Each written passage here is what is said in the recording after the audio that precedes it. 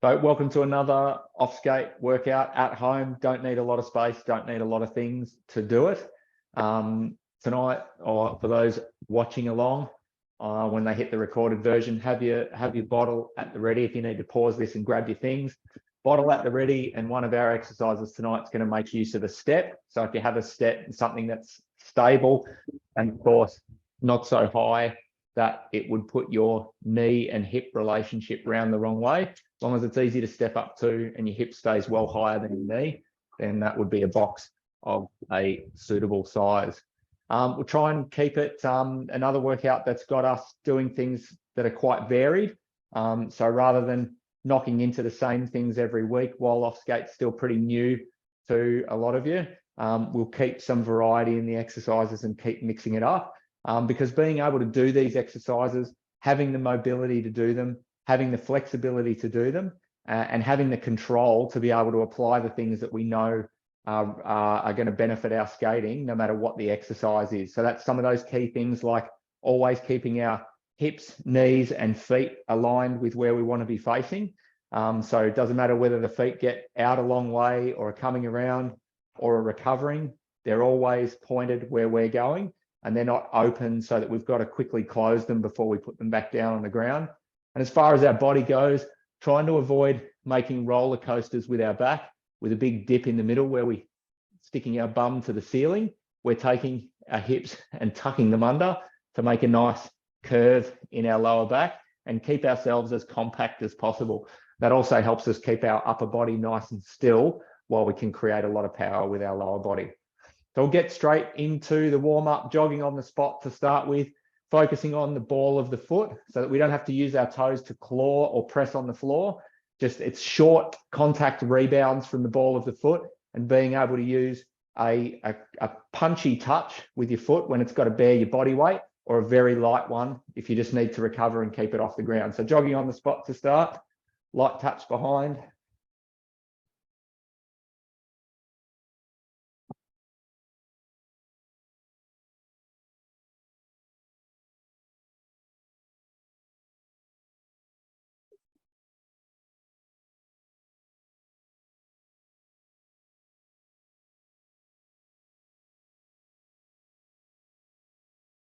Just another few seconds and then we're going to mix it up. Now we're going to take those taps out to the side, and this is where it starts getting important to know where your feet and knees and ankles are in space and make sure that they're pointing in the direction that you're facing.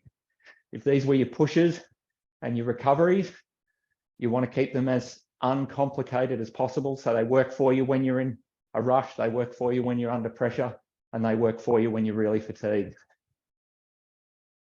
But light touch out to the side, perfectly to the side of you, and just rebounding off the forefoot.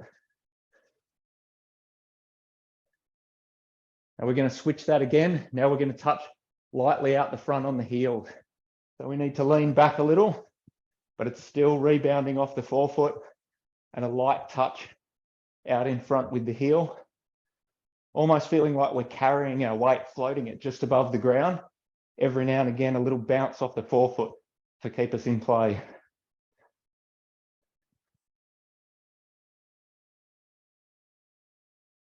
All right, adding a bit of complexity to it now. We're going to put a recovery loop in, and each touch still happens in that sweet spot. We loop it around, bring it back into the sweet spot, and we're trying to keep the feet pointing where we're going while we do that. So if you can get that feedback from your own screen, if you've got it up on the big TV, or you might have it on a laptop, keep your eye on your feet and make the adjustments that you need to do to be able to keep your feet lined up, pointed where you're going.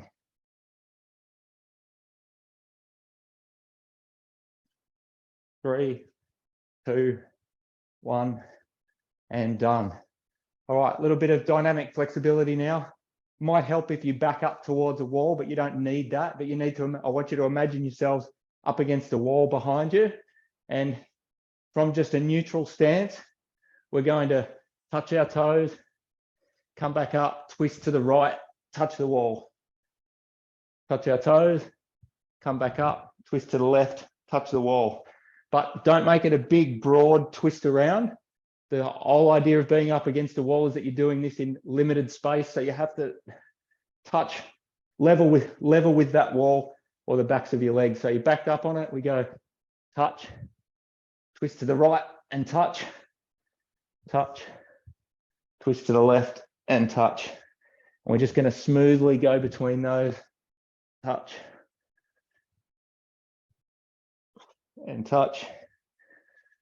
3 more on each side, right and down, left, down, right, down, left, down. Last 2, right, down, left, and down. Okay, so we're going to go to alternate high kicks now, a little bit like we would if we were pre-skate going for a jog and doing this every few steps. So we're going to step forward, kick up to the opposite hand, step back and repeat on the other side. So a little 3 steps on the ground, 1, 2, 3, kick, 1, 2, 3, kick. And set that height with your hand first, so you're committed to getting the kick up to it. Don't throw the hand and the leg up at the same time and you end up only kicking up to chest high or neck high. Try and set the hand before you get there and kick it right up.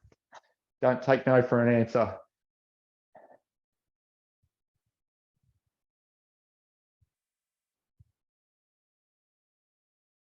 Five more.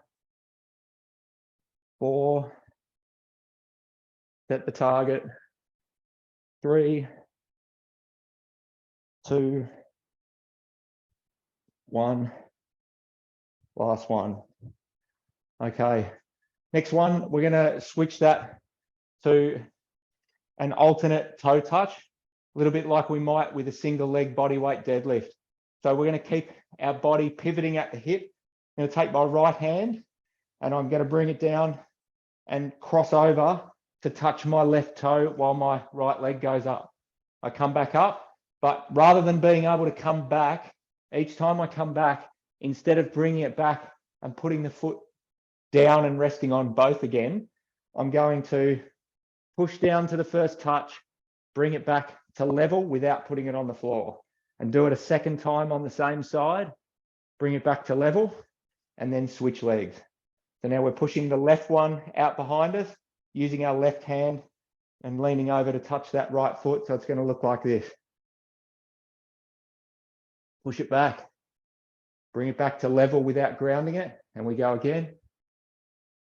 Back to level without grounding it. And change sides. Right leg up. We touch our left toe with our right hand. Back to level. And again. Back to level. And then we change feet once again. Keep that going nice and smooth and continuous. Touch the right. Back. And again. Touch the right, back and change. Touch the left, back to level. Touch the left, back and change. Touch the right, back to level. Touch the right again, back and change. Last one, touch the left, back to level. Touch the left and back, and we're done. Good job. All right, some hip rotations on the spot we're going to do now. We're just going to alternate from one side to the other. The first ones are to rotate our hips open. So we're going to knee up, around, back down, up and open and back, open, back, back. Trying to keep our head in place. We can use our camera for that. Keep turning them open, putting it back down.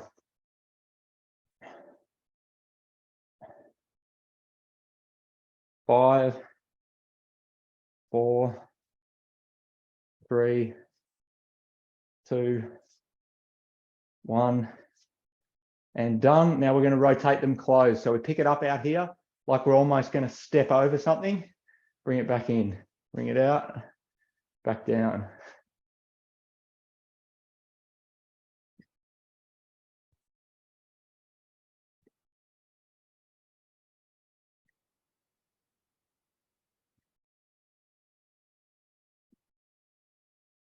5, 4, 3, 2, 1, and done.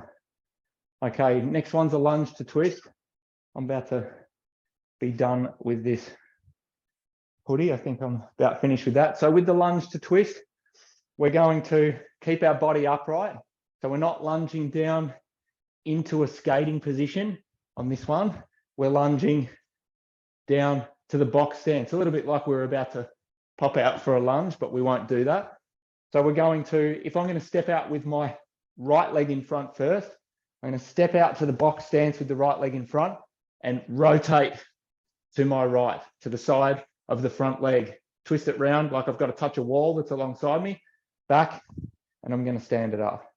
And I'm going to lunge out with the left leg in front, pivot to touch the wall beside me on the left side, twist back, and come back up. And we're going to continue that. So from the front, here we go. Right leg, twist. Left leg, twist. Right leg, twist. Left leg, twist. 4 more. Right leg, twist. Left leg, twist. 2 more on the right and twist. Last one on the left and twist. Good job. Okay, into some of the more dynamic ones now. We're going to go to crossovers. So that's, if we start on the right side of our space, we're going to step in, crossover, step out, and change direction. Step in, crossover, out, and change direction. Initially, we're going to do it focusing on the rebound on the forefoot with relaxed toes and our body just getting floating it above the surface, touching down with a bit of a punch, a rebounding punch as short as we can. And then in the second part, we'll focus on getting our knee height right up. So here we go. Over, cross, back. And once you get the footwork set up, and you can feel like you're just rebounding off your forefoot, not really recruiting the toes to do a big job. And check your camera or check by glancing down that you are making sure your knees and feet are always pointed dead ahead. Your body's not twisting, your feet aren't over opening or closing. 3, 2, 1 more before we go high knees. Here we go. Now, this time we want knees up to hip height with each one. So side on, we're going to be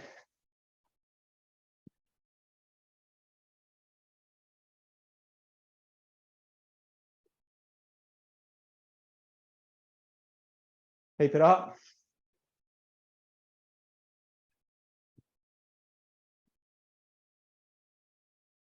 10, 9, 8, 7, 6, 5, 4, 3, 2, 1, and done. Good job. All right, we'll shake the legs out for a moment from that one. Some kicks to the butt with the knees driven down towards the ground. Some knee lift without curling our back up too much to stretch the glutes out. And a few loose flicks like we're trying to get the water off our feet out of the shower. Shake those thigh muscles nice and loose so they're hanging off the bone like a good roast. Okay, last one while we catch our breath. This is a 1-leg balance. I won't say this for a lot of exercises, but if you're supporting yourself on this leg, we're going to keep the knee locked back so that when we balance on one foot, all of the correction work, instead of happening in involving the knee, it's just going to involve the foot at the ground, having to do all the maintenance and strength and control to keep your body from tipping over. So hands will be out, heads up. We're going to lock the right knee back and just take the left foot off the ground and close our eyes. I'm going to try and go for 30 seconds. You might be forced to touch down every now and again, but you'll notice your weight shifting around, kind of doing quick twitchy loops of your foot from across the ball of your foot, down the outside of your foot to your heel, across the heel and back, shooting back up to the ball of the foot to help correct you. But keep that knee back and don't claw at the toes or try and use your toes for balance. Keep it grounded, shins and ankles, feet doing all the work here. 5, 4, 3, 2, 1, and done. Now we're going to go with the other side. Remember, we're keeping the knee locked back, so all that activity has to happen at the foot. Hands out, break at the right knee to get the foot off the ground, eyes closed, and 30, off we go.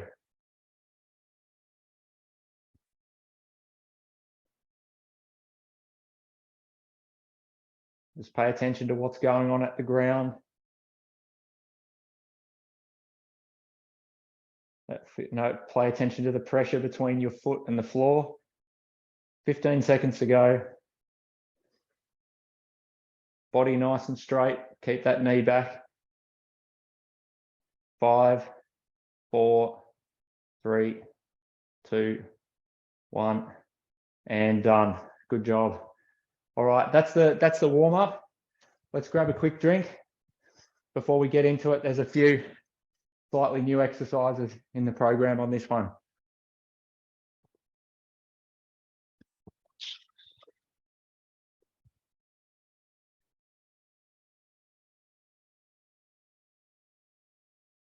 Now in this workout, we're not going to obliterate anyone's legs by going from leg exercise direct into another.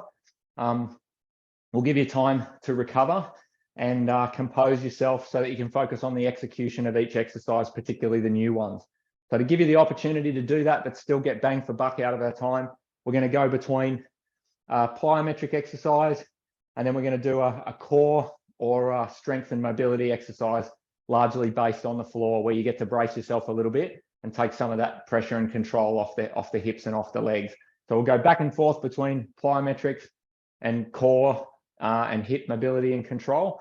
And as we alternate through those, we should get enough recovery to be able to do a really good execution on each of the leg exercises particularly. So the first one we're going to do is called a vibration. So vibrations are a great exercise for the central nervous system to get it really firing, being able to send high speed signals on and off for muscle contractions, particularly when we're in a specific low position. So what the vibration entails is we put ourselves in close to a skating position where we're well set up over our feet. We don't need to be super low, because the idea of the vibration is to be able to get our feet on and off the ground, actually clearing the ground and doing it at the fastest rate that we can control. So it's muscles having to go on and off at a very high speed. It's a very difficult thing to do. So we're going to attempt to go like a bit of a jackhammer, not slamming into the ground. We focus our pressure on the forefoot, and we're going to get into a position that's low, but it's not so low that we can't have our knees quickly drawn up underneath us. So if we remember, if we get too low and start squashing our thighs, our legs are unable to recover really quickly, because they start slowing down when the hip gets impinged and when the muscle group starts reaching your torso. So we're going to stay up a little bit so that we're able to get quick recoveries up and down like this. And we're going to be going with 2 legs at the same time, like a jackhammer. So we're just going to do short bouts of about 5 seconds at a time, and you'll be surprised how long that feels. So what they're going to look like is we're going to set up, and it helps sometimes to have your hands out in front of you to just keep you centered and balanced over your feet. Weights over the ball of our feet. And once we start, that action is we're going to try and hover the body and have the legs released on and off the ground at a really high frequency. Okay, so we're going to set ourselves up, and we're going to start in 3, 2, 1, go.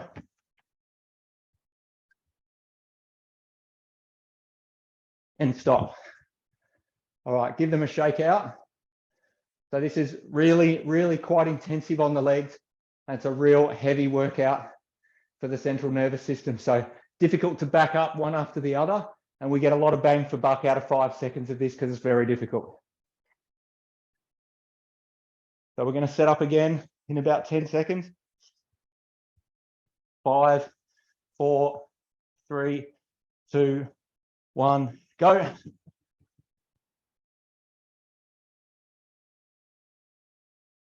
And stop. Sometimes I used to find it could help to prevent that tying up feeling, to come out of that last one and bounce nice and freely before you let yourself walk and stand still. Give the legs a shake out again. But it takes real focus on how to hold your body still and make your legs fire at that rate to actually be able to get them to come up off the floor, but that when they touch the floor, they only touch for the absolute minimum contact time. All right, let's get ready to go again. 5, 4, 3, 2, 1, go.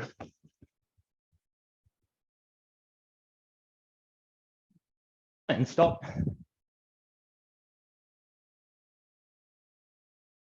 That's good. We're going to go for 5 sets of this, so we've got 2 more to do.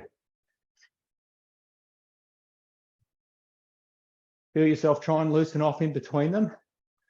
It's a tough exercise, particularly when you're new to it, to do without causing your whole body to flex and feel like you get completely tight and a little bit tied up. So we don't want that. We want to be supple, but with our muscles able to switch on and off at a very, very high rate. Here we go again. Setting ourselves up. 5, 4, 3, 2, 1, go.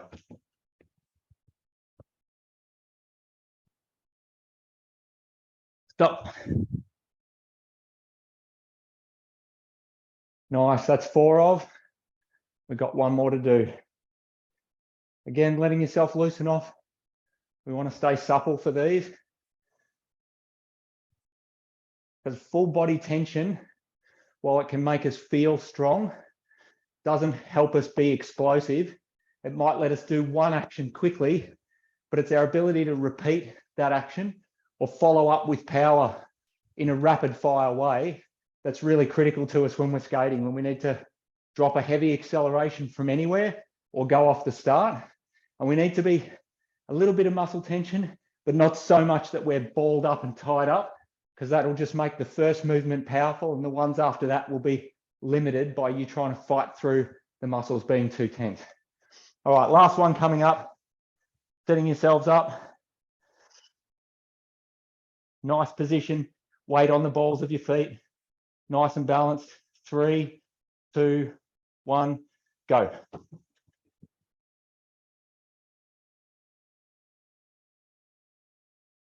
Done. Well done. Shaking it out again. It becomes really concentrated work on the thigh, that, and mentally to focus on getting that high speed firing. It's a real challenge. It's a very, very, very good one. All right, so we're onto the ground next. So making your way down. So this one should let us get our breath back, recover a little from vibration so that we can get the most out of the next exercise. So we're going to do the out and around exercise. So first things first, though, we don't want to back like a roller coaster with our bum pointed at the ceiling. So we're going to rotate it a little to tip our hips in and pull our belly button or our pelvic floor in a little bit. We're trying not to go to the bathroom. We're going to go for 1 minute non-stop, and that action is to push out to straight, bring it around, level with the body, back, level with the body, and back down alongside but without touching down. And we'll go for 1 minute. Here we go. Use that camera for reference if you can. Help maintain your body lines and know what it takes as far as muscular adjustments for you to hold the position, get the range, and particularly keep that leg level once you've got it up and you're bringing it around.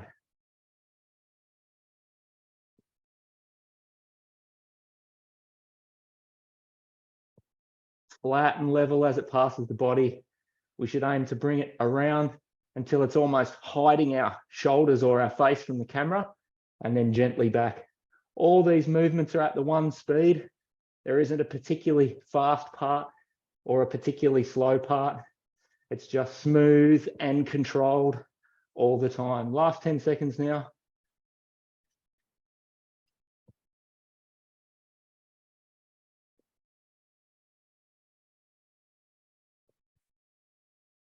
And done.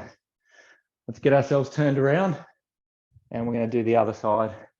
Just making sure before you kick off always that you can get that leg extended out behind you and you're not going to collide with a wall or a bit of furniture or a stray dog, whether that dog's yours or not. So here we go for another 1 minute straight off the other side, pushing it out flat, bringing it around flat and controlled, back through that range, down to the resting position, and immediately back up and out. Focus on that pelvic floor having enough tension there to keep our hips tucked under and keep us from turning into a roller coaster of a back. Nice and smooth. If you're anything like me, you probably find you're better at this on one side than the other. Definitely tonight, I feel like it was my right leg that it was easier to keep flat and level on the trip around. And my left hip feels just a little bit tighter, like I'm not quite getting the same range from it. It's a little bit hard to keep it as elevated and flat. But when we do these exercises, we're always trying to do them equally to both sides. And if we've got a weak side, we don't want to compensate for it. We want to find it and be able to practice it and work out what it is we've got to do to give it the workout where it can help develop the range and mobility, but also what muscles we need to turn on and off in the right order to get it moving through space where we want it. And we're done. Good job. All right, let's pop back up again. Back onto our feet. And we're going to move to the next exercise. So we're back to the dynamic stuff now, one that's a little bit more familiar. We're going to do a couple of variations though. So we're going to do some drop jumps. Those drop jumps, if you remember, are where we take a small pre-jump so that we can actually be falling into the first action. And it means we fall down onto the ground, get into a low position, not so low that we're slow to come out of it, but low that we're dynamically tensing our muscles up to arrest the drop and immediately rebounding into the most powerful rebound we can, up and over at 45 degrees. And we're driving our body right out to straight. So one drop jump's going to look like this. Then we want a soft, controlled landing when we hit the floor, one that's not putting undue stress on our feet, ankles, knees, all of that, okay? So we're going to do some continuous drop jumps for a minute. Don't aim to see how many you can do. Just aim to execute them properly. When you finish one, turn yourself around, imagine the movement, and execute another good one. Here we go for 1 minute of drop jumps. Off we go. Drop, jump, and land softly. Set yourself up on the other side of your space for the same. We want to be as smooth and powerful as we can. And keep those landings nice and quiet and smooth too.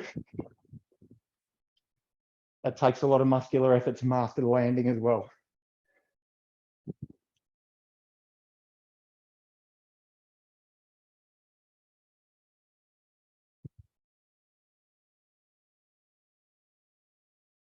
Got about 15 seconds to go.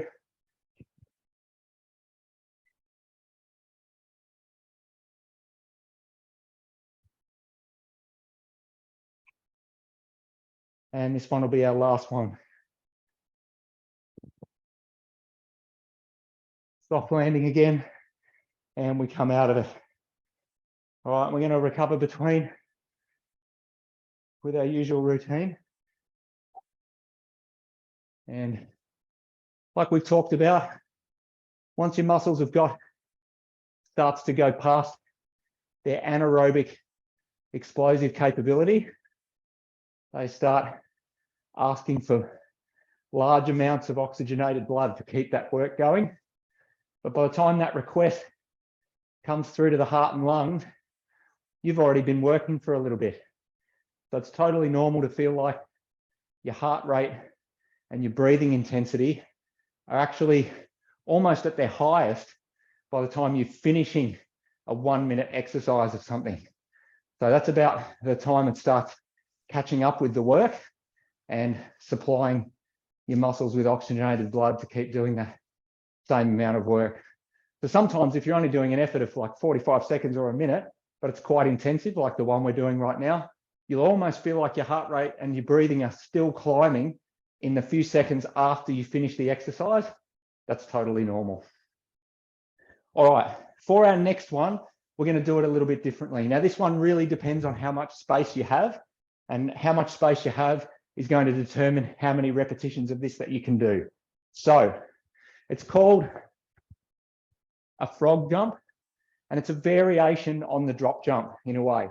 So what we'll do is, instead of dropping into the first one, we're just going to take ourselves down into the opening position and let ourselves slightly tip forward. And that slight tip forward is going to initiate our first explosive jump. We're trying to jump as far as we can, and each landing, and it's difficult for me to show in this space, but each landing is going to be almost out in front of us and immediately tumble forward into the next jump. So they just become a succession of jumps where your priority is to drive out and reach and go immediately into the next one. Now, when you saw me just then, you'll see me sink right down and then have to rearrange myself. When we're doing frog jumps properly, you'll almost tumble from one jump into the next, and it's quite a relaxed, continuous movement. So see if you've got the space to do, say, 3 in a row or 4 in a row before turning around to come back and repeat. So I'm going to do them here. You're going to see me leave the camera every now and again and probably come back into shot. And we're going to do these continuously for a minute. Each time you get to one end and you're going to turn around and do the other, stand up, give yourself a couple of seconds to compose yourself, and then 3 or 4 more in that direction before doing the same at the other end to come back. Here we go in 5, 4, 3, 2, 1, and we're away.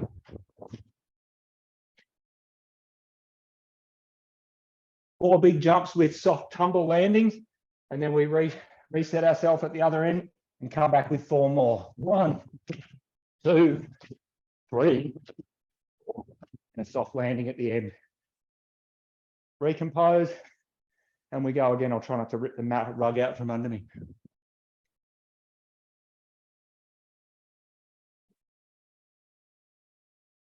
Couple of steps off the end to compose yourself, and we're back. 1, 2, 3, 4. 15 seconds left.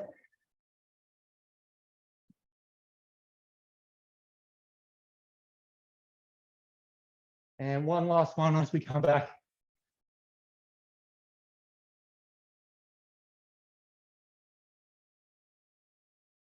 And done. Nice work. Compose ourselves as we recover. Whew. If you're anything like me, you'll feel your heart rate and your breathing still skyrocketing off the end of that. Oh. A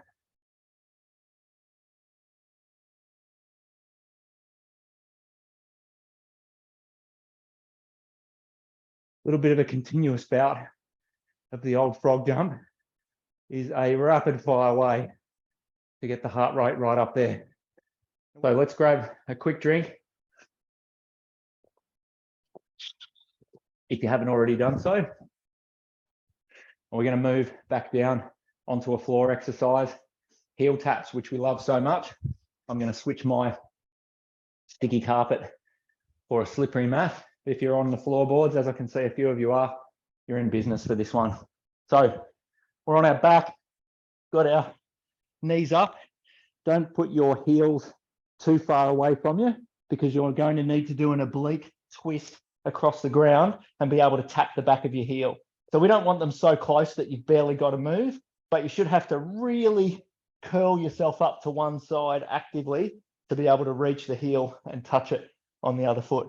Using the muscles of your pelvis to be able to push your lower back. So normally the most curved part of your back, push it hard into the floor and bring yourself up just into a slight crunch. So it's an ever so slight roll up of your chin and shoulders. We're going to maintain that position and we're going to slide a curve around till we can touch that foot and curve back the other way to touch the other one, trying to keep our hips planted and our lower back pressed down really hard. Here we go for 20. 1, 2, across, 3, across, 4, across, 5, across, and we keep that going.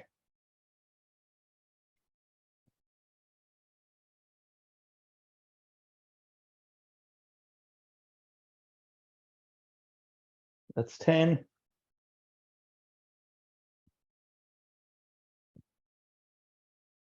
Feel that lower back pressed hard into the mat. And you're having to, we're not trying to bend at the waist, we're trying to curl up sideways. It's almost a shoulder shrug to start. Bend ourselves one way and the other. 3 and across, 2 and across, 1 and across, and we're done. Good job. Okay, let's come back up and get my slippery mat back out of the way. And we're going to kick on with an absolute old favorite, the burpee. Who doesn't love a good burpee? So the idea with the burpee is not to try and go so explosively out of the gate that you're barely executing the exercise by the time we get towards the tail end of the minute. We want to think about each part of the burpee that we want to do. And burpees come in lots of shapes and sizes. Some have got a tuck jump in the jump rather than just a regular jump. Some of them have got more complicated or less complicated postures you need to get to when you're out in the prone position. We'll do a particular one tonight. So focus on the execution, getting the right lines through your body, landing from one part of the pose into the next and getting all that correct, and just maintain that perfect execution till the end of the minute. So the burpee that we're going to do, we're going to go down to hands, pop out to plank. This is with feet almost together. Then we're going to pop to feet apart, pop back to plank, then tuck, jump, and land. And that's our routine. So if we start imagining it from the landing, we go hands to plank, wide, back to plank, bring it in, jump, and that soft landing. And we're going to continue that for 1 minute. All right, so I'll talk you through the first few so that we hit our marks, but just continue with the good execution. Here we go. Starting from the landed position, 3, 2, 1, go. So to plank, out, back to plank, squat, jump, and land. Plank, wide, plank, squat, jump, and land. And we repeat.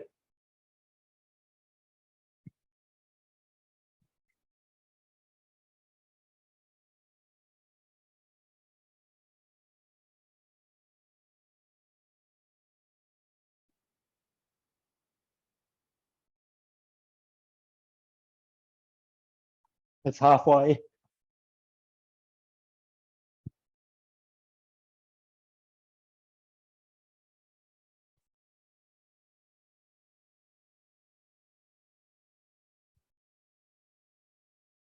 Ten seconds to go.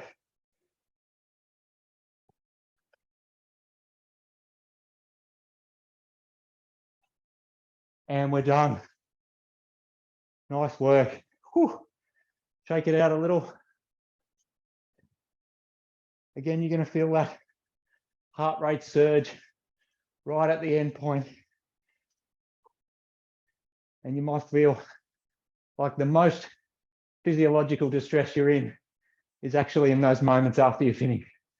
And as I said, that's totally normal. And look, as a skater, you should get pretty used to that. You finish an event like a 500 meter, depending on the course, in somewhere between 40-something seconds and 50-something seconds. And it's pretty close to an all-out effort.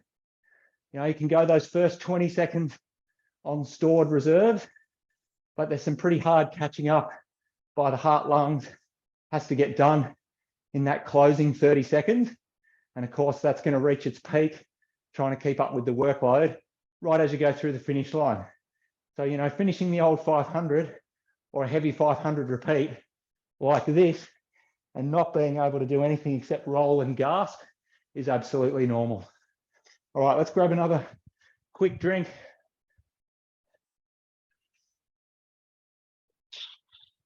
And we're onto the ground again. Straighten my mat out. Okay, nice, good prone one this. We're going to do Superman extensions. So we're going to be laid out flat on the ground, like so. Arms out and legs out. And we're going to, as strongly as we can, lift an opposite arm and straight leg and hold to 1, 2, 3. Then we're going to bring them down and push them into the floor and lift the opposite 2 up. Hold for 1, 2, 3, and push those down into the floor. What you do with your head is up to you. You might want your head up slightly off the floor. You might want your chin down. You might want your forehead down. Totally up to you. And we're going to set sail for 1 minute. So out, flat and prone, as long as you can stretch, and go. Right arm, left leg. 1, 2, 3, and push them into the floor. Left arm, right leg. 1, 2, 3, and push them down. And again, right arm, left leg. 1, 2, 3, push them down. Left arm, right leg. 1, 2, 3, and down. And opposite again, and we keep it up. Feel that tension you can generate. It's big work from the glute, big work from the shoulder. And you'll feel your lower back being recruited as well.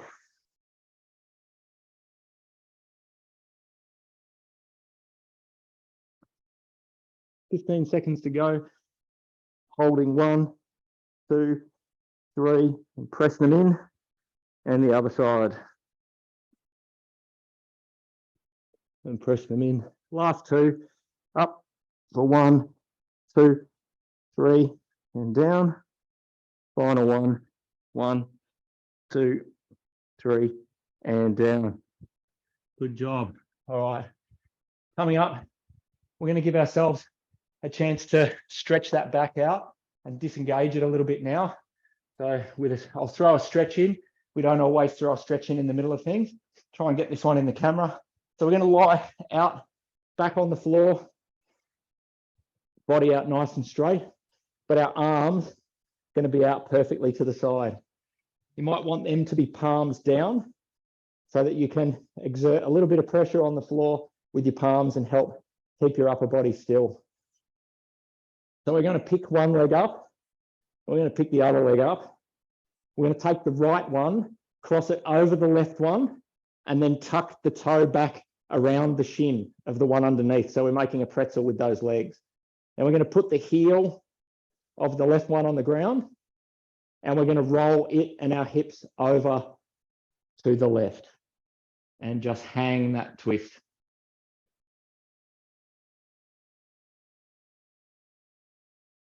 Now you might want to wriggle the foot along the floor a little bit up towards you or a little bit out to the side until you get that gentle tension. And it should be, we're rolling to our left side now, so it should be the right side of our lower back and obliques that feels like it's getting stretched out. And I'll hold that for 10 more.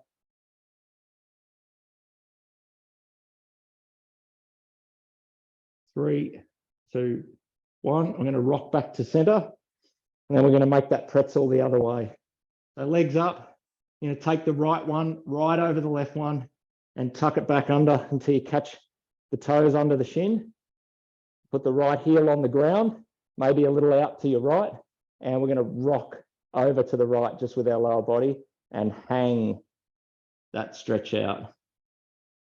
Now you might need to use the foot on the ground to be able to press and lift your hips up a little if you want to roll them over a little bit further. If they're caught on the ground, lifting your hips up slightly might let them roll over that little bit further and put a little bit more stretch in. And as I said, the foot that's touching the ground, you can wriggle it around to relocate it to help you get a little bit more of a stretch. But this shouldn't be a stretch that we force. It's just one that the weight of our hanging pretzel legs, particularly that leg that's curled up and is off the ground, the hanging weight of that is pulling that stretch across your lower back. 5, 4, 3, 2, 1, and we're done. Good job. All right, let's come back up. All right, this next one is a bit of a variation on the vibrations that we did earlier. So we're going to push through these last ones. We've used up a bit of time, but there's been a bit of instruction on some exercises we haven't done a lot of before. And when we did vibrations earlier, we did them in a position that was close to our skate position, and we just rolled it, leaned it a little forward so that the pressure was all on the balls of our feet. With this version, we're going to be upright.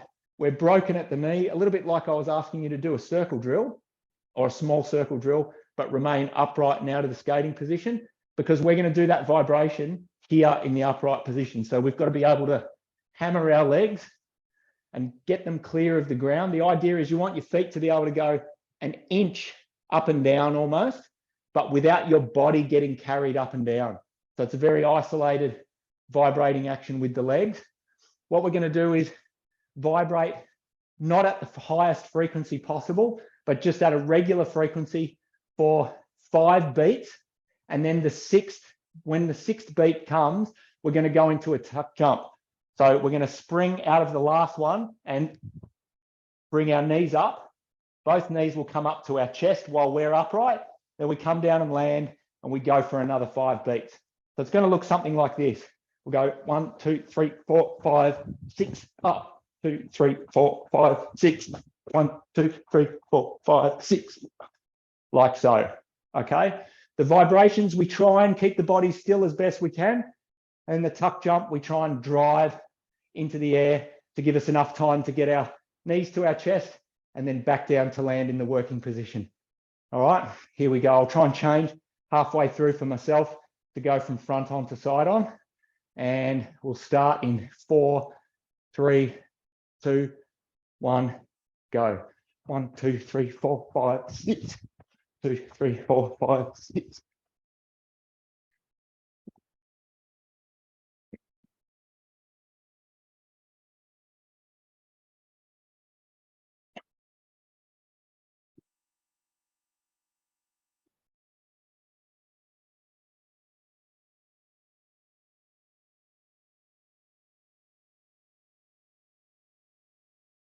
And done. Good job. Shaking it out. Whew. That's a nice little concentrated one. Oh. And it tends to tie us up a little.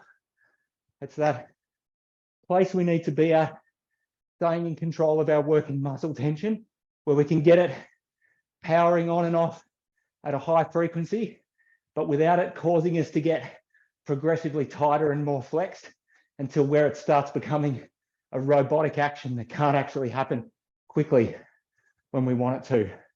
So we're just going through the one of those. We're going to go back down onto the ground next. Now, depending on how this typically makes you feel, you might want another mat underneath you, doubled over, or you might want a bit of cloth underneath. Depends how this one makes your hips feel. So I'm going to put this mat down, double it over a little bit. I'm going to lie on that side on. So I'm perfectly flat side on. My underneath arm has got the elbow out in front of me. And I'm just going to make a fist and rest my head on that to keep my spine straight. So my hips are straight. The line through my hips is pointing at the ceiling. My legs are resting on each other. And from this position, I'm going to focus and pull both legs up and slightly apart to elevate them both. Not rolling forward, not rolling back, and I'm holding 4, 3, 2, 1, and slowly lowering them. We're going to let them sit on the floor for 1, 2, 3, and we're going to raise them back up.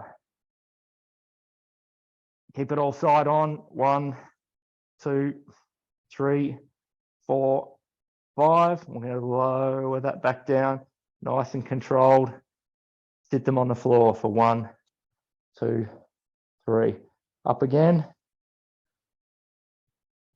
1, 2, 3, 4, 5. We're going to slowly bring them back down. All these movements under control. We're not throwing anything or letting anything fall. And rest. 2, 3. Last one. Up. 1, 2, 3, 4, 5. And slowly back. And on the ground. Good job. So we're going to rearrange ourselves now.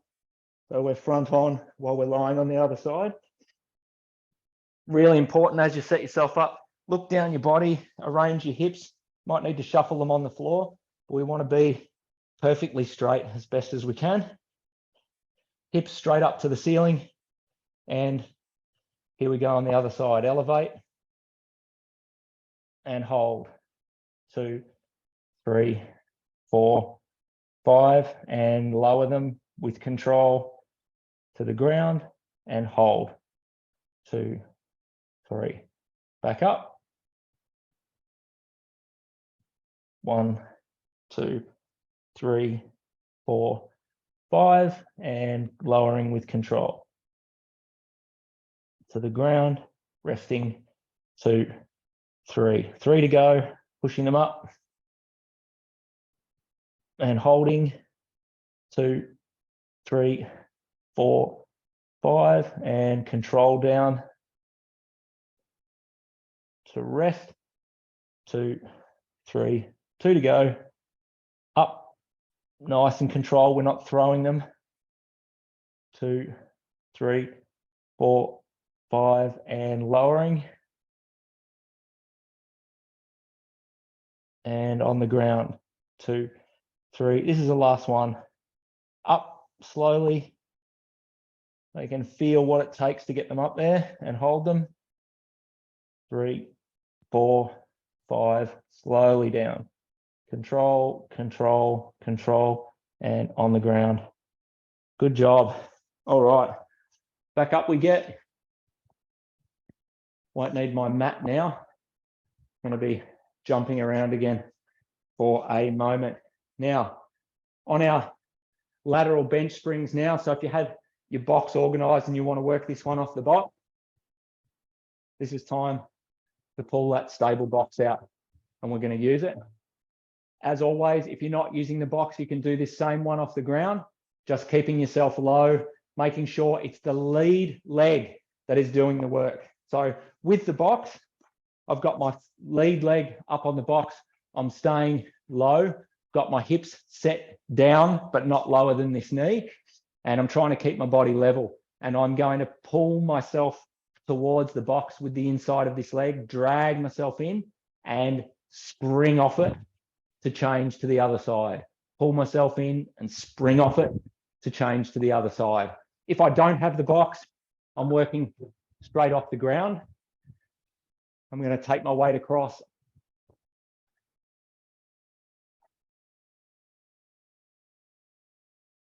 And we're going to go continuously for 1 minute. Okay, I'll use the box for this one tonight. Setting it up. And all set. 5, 4, 3, 2, 1. Let's go.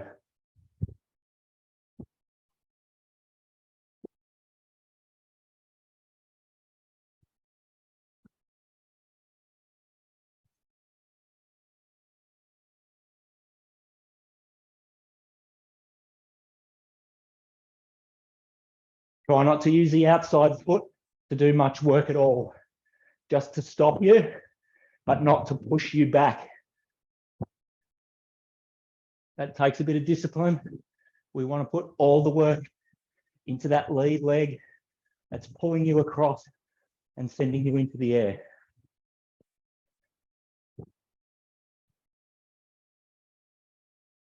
"15 seconds to go.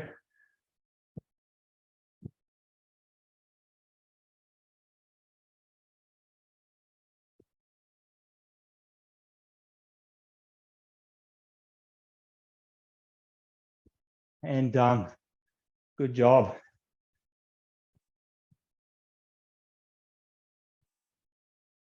Little bit of a shake out. Bring a bit of suppleness back to those legs. Letting ourselves breathe nice and easy. Don't do what I'm doing, which is try and talk. Gets a little bit hard to get the flow of air in that I need at the time and talk at the same time, as you can probably hear.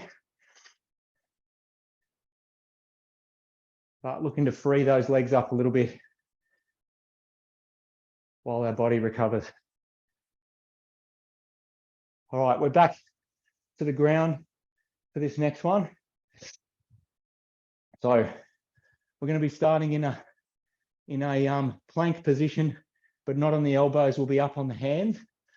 So because this is based on the push-up, for this one, if you struggle with push-ups, you just don't need to take yourself all the way down. Okay, so you can choose to do this a couple of ways.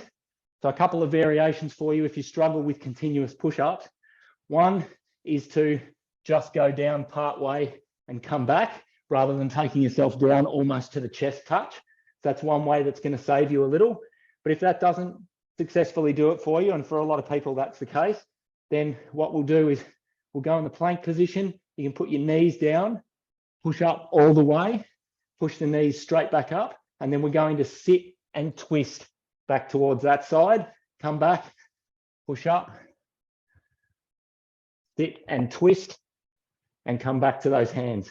So there's a sit twist in between each push up, and from front on, those are going to look a little bit like this. So we push up, sit and twist to the left, come back, push up, sit and twist to the right. We're sliding our body right back so our arms are at a good reach when we have to do that sit twist. There's a lot of recruitment through the chest and shoulders for that one as well.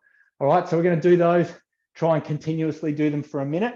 Remember those push-up variations and see how we go. It's not about how many you can do. It's about smooth, correct execution to get the most benefit. 5, 4, 3, 2, 1. Let's go.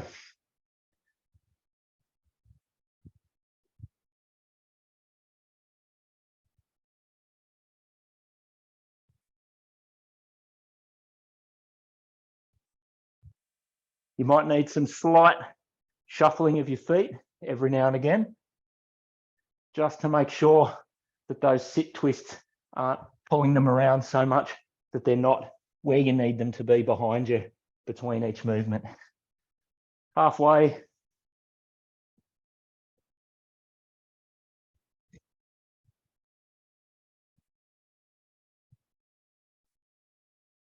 "20 seconds to go.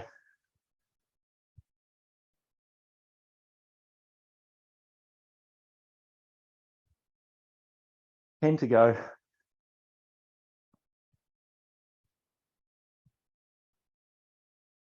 Last one.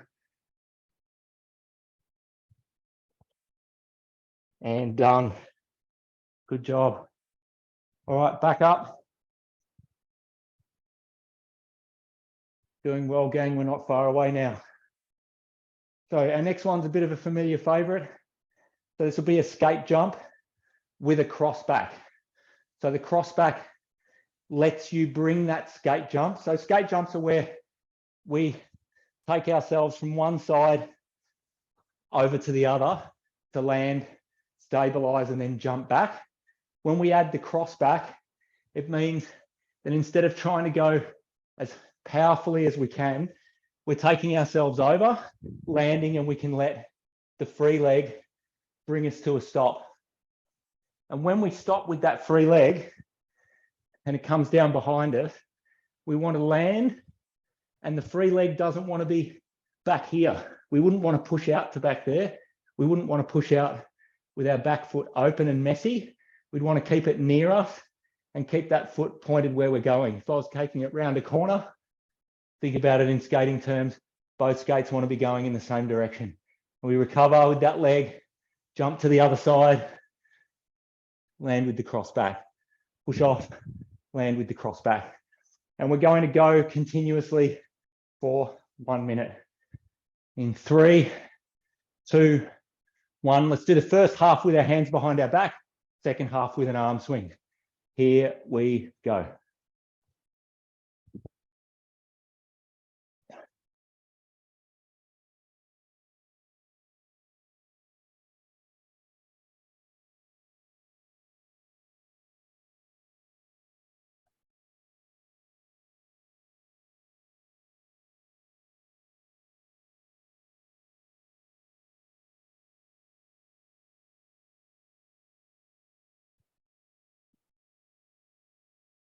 Think about where you want to push off. It's not your toes. All right, arms out.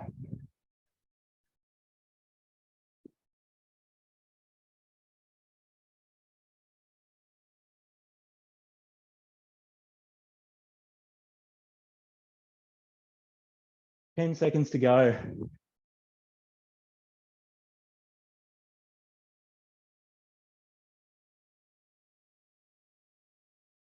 And done. Nice one. Whew, let's recover that.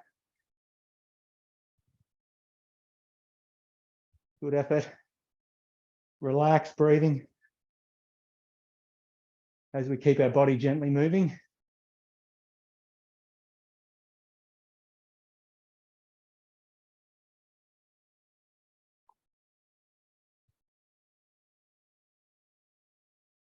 That's about me done for this workout. And look, we're almost there. 2 floor exercises and 1 more control leg exercise to go. So let's put it on the ground.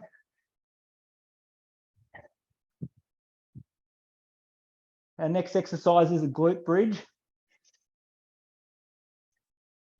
And that means we're making a bridge through our midsection and hips, and we're using our glute or our butt to provide the tension to support that.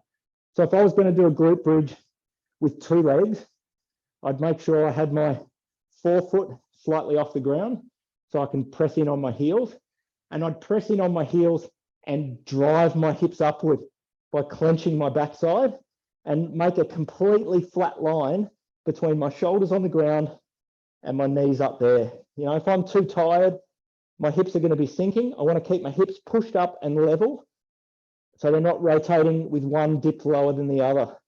Okay, so initially we're going to go with 2 legs for a few short holds, and then we're going to try with 1 leg for a few short holds.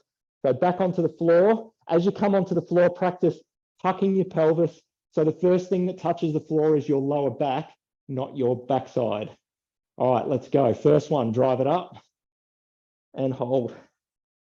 Pressures into the heels, clenching the backside. Use your camera or your eyes up your body to make sure that your hips are level and they're not dropping.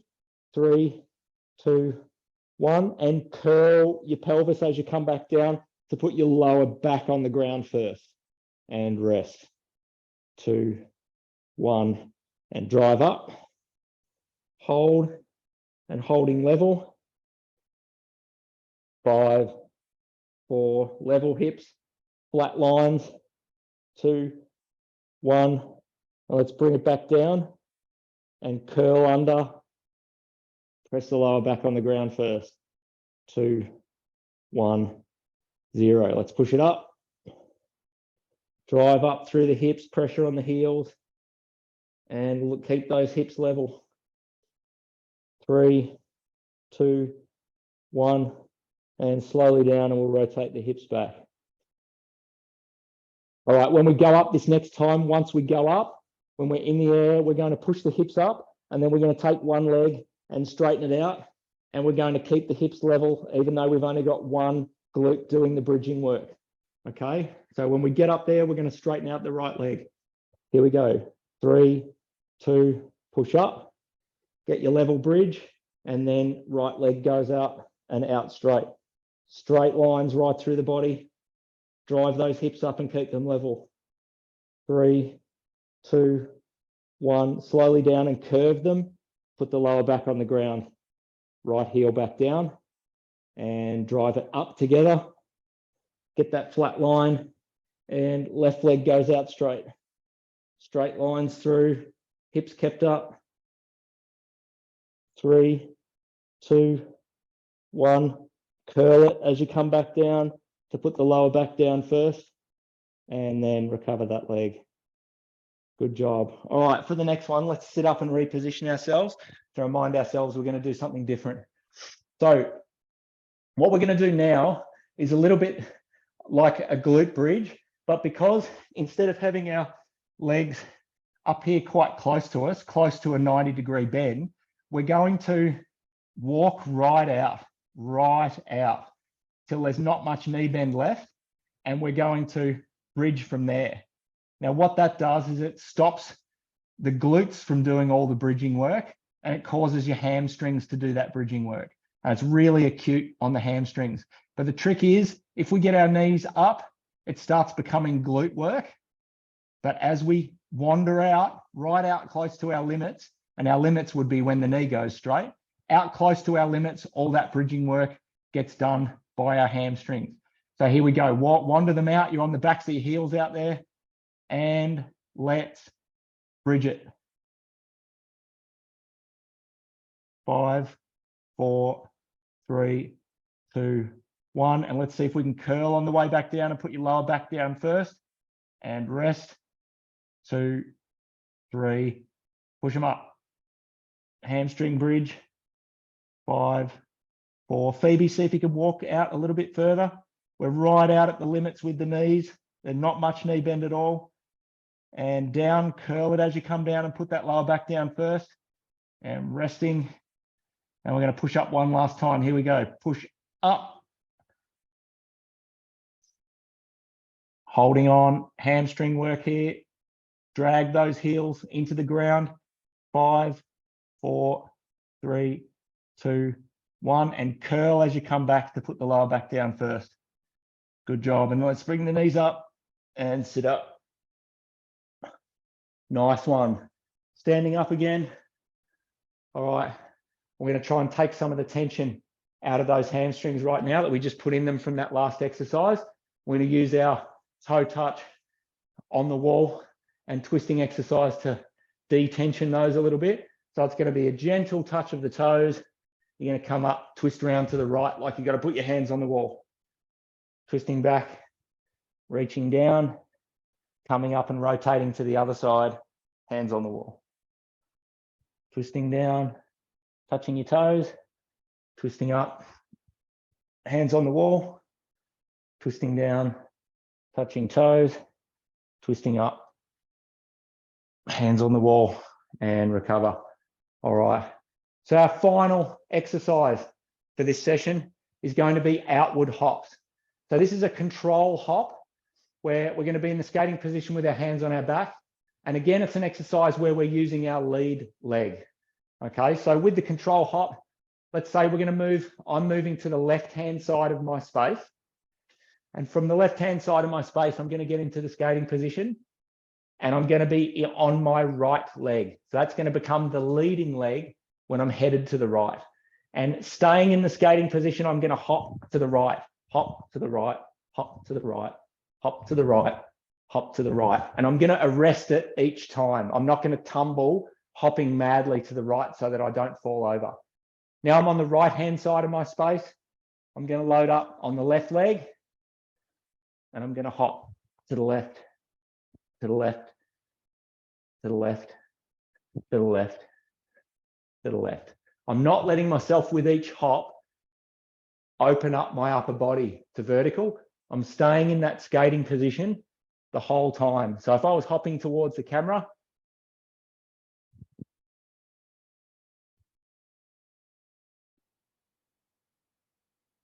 never leaving the skating position.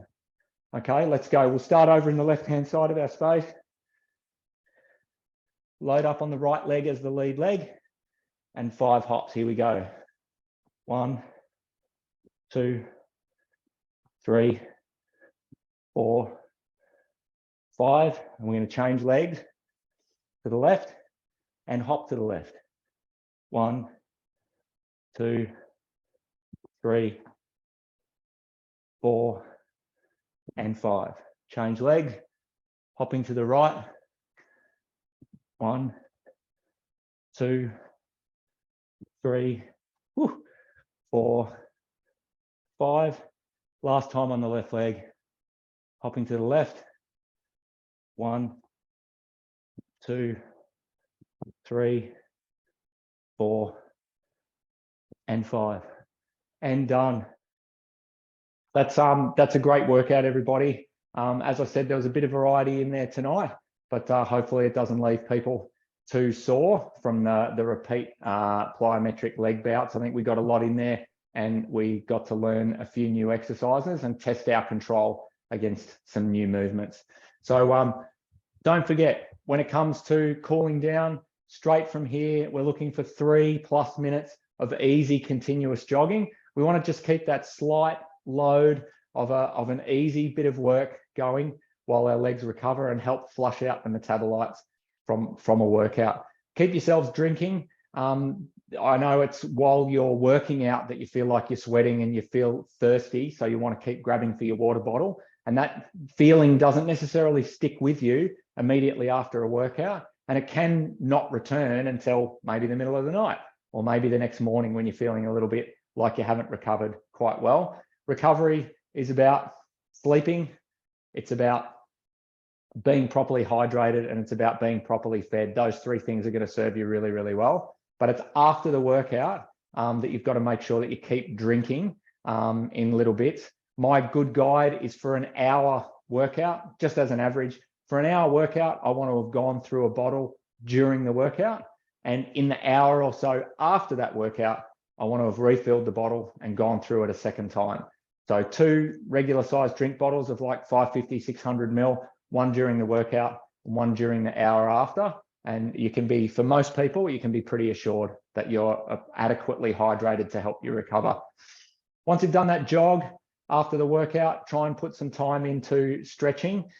This is when your body has got warm muscles. It's got muscles that have already done a lot of range of movement exercise. So it's a lot easier to get some depth into your stretches after a workout than it is at any other time. So make the most of that. Use it as an exercise that you look forward to. So when it comes to stretching, when you're a little bit tired and your muscles are already tired and relaxed, you can get some depth.